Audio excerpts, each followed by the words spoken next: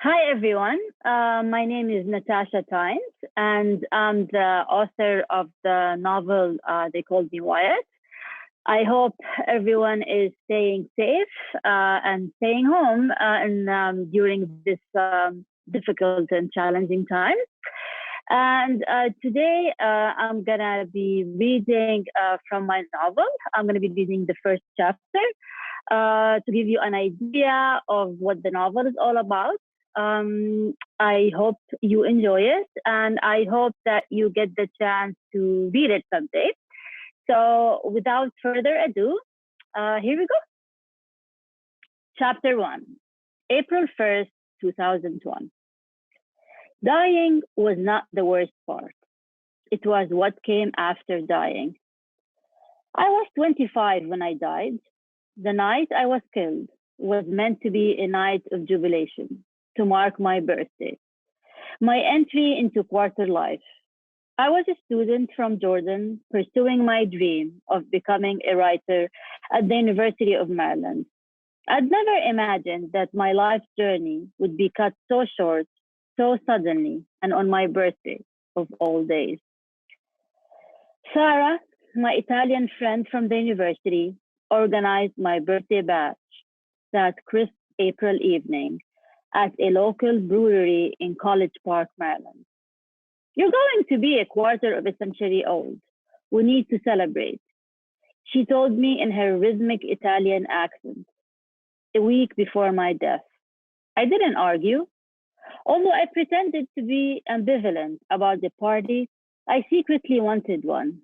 I wanted people to celebrate me, shower me with gifts, and tell me how wonderful life was because of me. I was born a self doubter, and I remained one until I perished that night. I was born on April Fool's Day.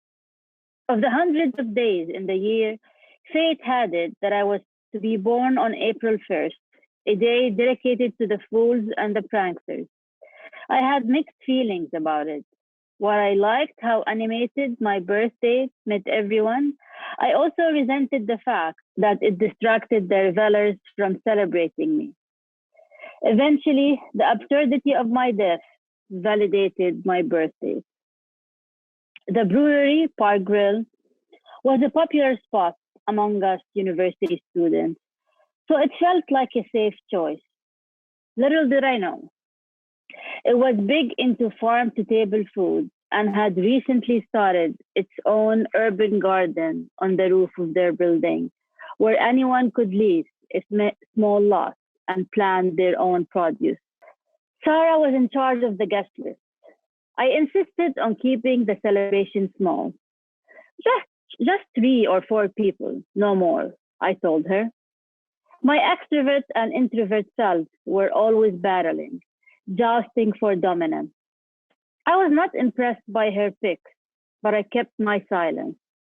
She was my sweet friend, my good friend, the one who stuck around, and I didn't want to upset her. First on her guest list was Ranjit, my housemate from Delhi, who never shied away from declaring his infatuation with me. Then there was Arwa, my childhood friend from Amman, who lived in Baltimore at that time. Park Grill was packed that night, Sunday night. Students, locals, and out of towners. I really think you'll publish a book, and it will be huge, Sarah told me as we gathered around a square table at the restaurant overlooking the busy Lafayette Street. Dido's Thank You played in the background.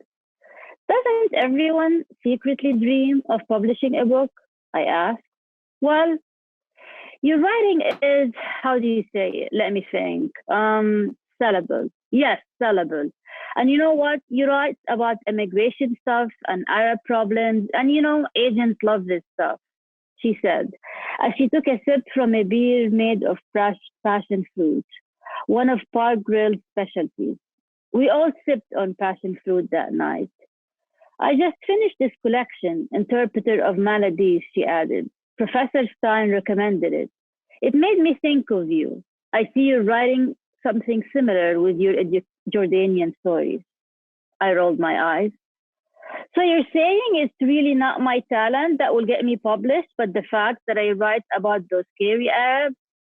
Sarah chuckled, twirling a strand of her pitch black hair with her fingers. I think it's a mix of both. Let's make a toast, Ranjit said, holding a glass of beer in the air, to scary Arabs and their bestsellers. Cheers, everyone said. To Siwar, added Arwa quietly. She avoided any eye contact with me that night, probably envious of the attention that I was getting.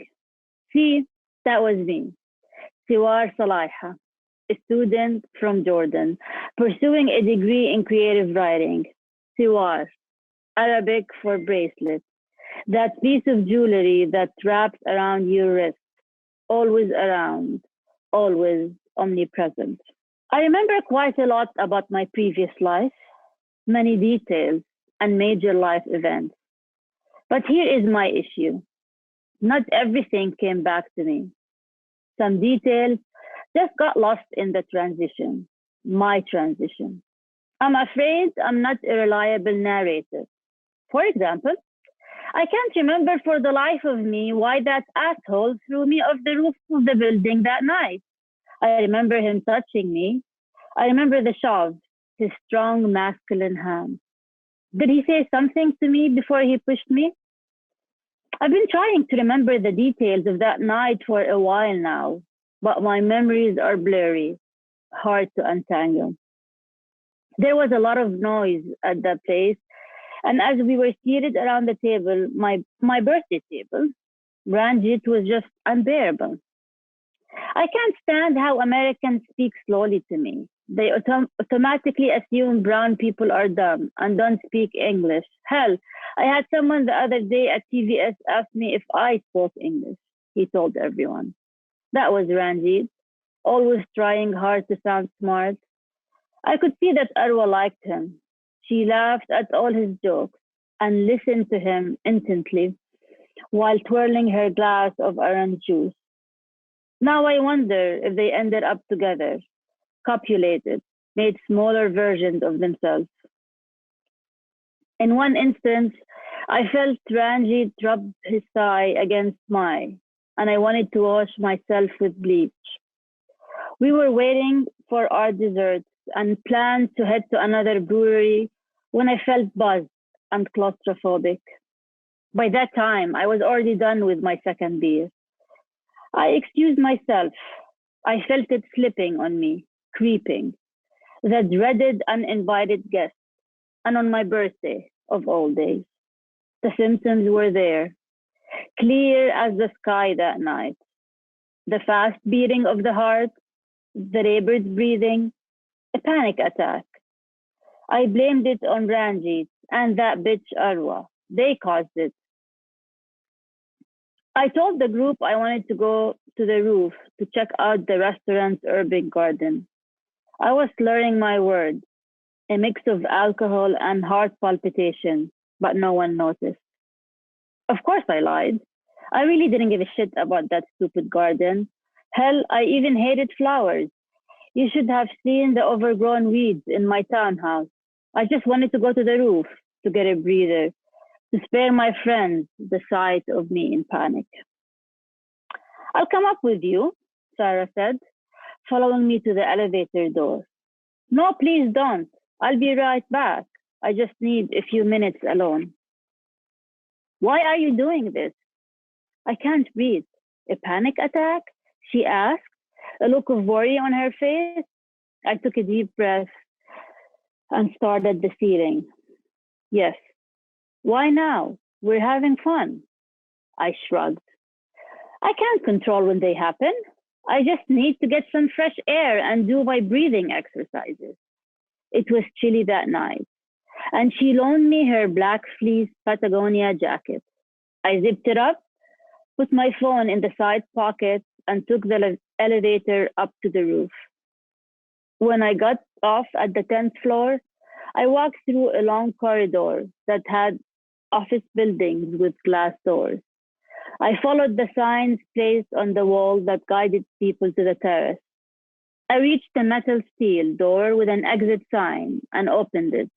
The door was so heavy, I almost dislocated my shoulder trying to open it. I climbed a few steps to get to the roof. Then I walked to the edge to see the view. By the time I got there, my breathing slowed down and I started to feel better. I took a deep breath. There was not much to see as it was pitch black. I leaned against the short glass railing that reached the middle of my stomach and looked down at Lafayette Street below. I managed to see a couple walking hand in hand, a woman pushing a stroller, and some cars buzzing around. I also saw the illuminated lights coming from the shops below. The sky was dark, clear, no wishing star in the horizon. Nothing magical, really. I looked at my right and saw the urban garden from the corner of my eye, but I didn't bother to give it a closer look.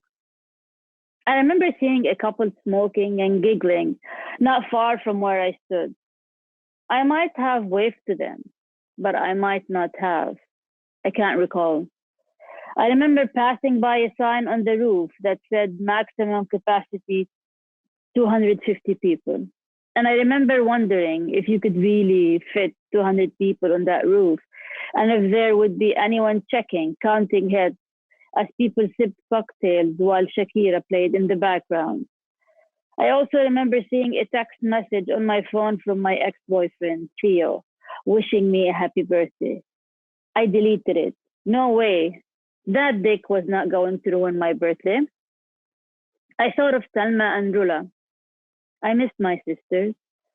They had called me all earlier and I wished I were with them, celebrating in Amman. I always tried to downplay my homesickness, but that night I acknowledged it. I missed them dearly, as if I knew I would never see them again. I thought of the last time we celebrated my birthday together, 2 years prior. We went out to a new Italian restaurant in Amman, and Selma brought me a book as a gift, The Art of the Novel by Milan Kundera. She said she found it in Amman at a new bookshop that sold English books for expats, a great find in a land where English books were scarce. Hope this inspires you to write your bestseller, she told me. Rula, the youngest, who was still in high school then, gave me a card and a Kit Kat bar, my favorite sweet treat. That night, right before that asshole got to me, I realized that no matter how many friends you make during your life journey, your family is your backbone. I don't know what happened to the smoking couple, but they must have left before he approached me. They would have helped, wouldn't they? I remember feeling his strong hands on my chest, that shove. I remember his fingers, his meaty, hairy fingers. Did I know the guy? He might have said something to me, and I might have said something back, but I can't recall. Did I fight back? My memories are failing me. What I remember was how strong he was. He took me down with one shove, an easy task.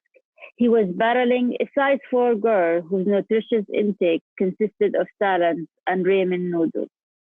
I might have screamed, but Lafayette Street was loud. My screams would have drowned amidst the fire truck sirens and the car horns. While I was falling to my death that night, I refused to believe that this was the end. While I was going down, I kept telling myself this could not be how my story ended. I was only 25. I had not even finished my writing degree. I don't remember being afraid, but rather puzzled. Was this a joke? A birthday prank orchestrated by Sarah? An April Fool's hoax staged by the restaurant to get some publicity? Was there an inflatable mattress waiting for me at the end of my fall, just like in the movies? It had to be this way. My life journey just could not end in this manner. So sudden, so unexpected, so unfair. Back then, I believed in happy endings, in justice and fairness, and that good would always triumph over evil. Well, sorry, folks, but this was not the case. Evil triumphed eventually. I couldn't see much of what was beneath me as I went down. I saw the bright lights of the illuminated buildings flashing in front of my eyes. It all happened so fast.